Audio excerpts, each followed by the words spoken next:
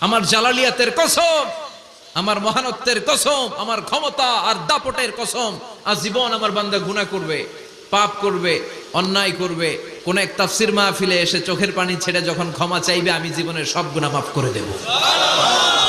আমি আমার বান্দার জীবনের সব গুনাহ মাফ করে দিয়ে জান্নাতে ঢুকায় দেব। তখন তুই কি করবি? লাগফিরান্না লাহুম মা দামু ইস্তাগফিরুনি। যতক্ষণ আমার বান্দা আমার কাছে ক্ষমা চাইবে, আমি আমার বান্দার জীবনের সব গুনাহ মাফ করে দেব। সুবহানাল্লাহ পড়ে।